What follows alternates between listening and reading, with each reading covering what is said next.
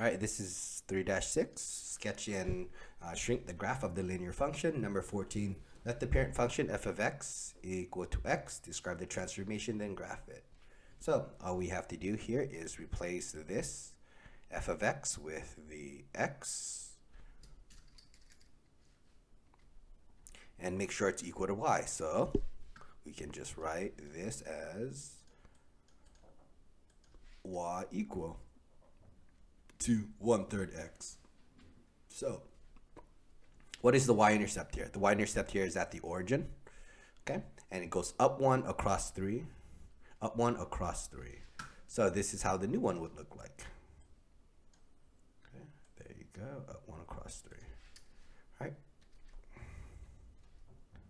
Okay, and the original was right here from, that's the original.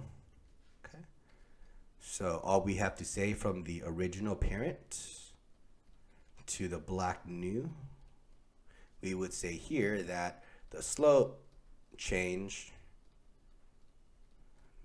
by 1/3. So originally the slope was up 1 across 1, up 1 across 1. The new slope is up 1 across 3. So the slope changed, right? For b, let's do the same thing.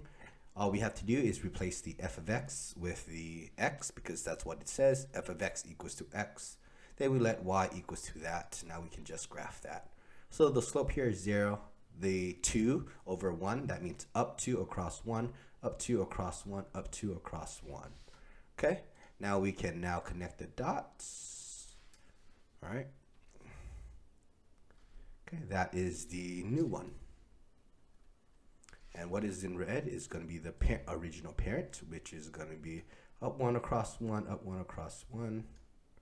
Okay, and this is the new one, of course. All right. And this is the parent function. All right. So we would say that this one, the slope, change by 2. Okay, so there you go. That is how we do that one.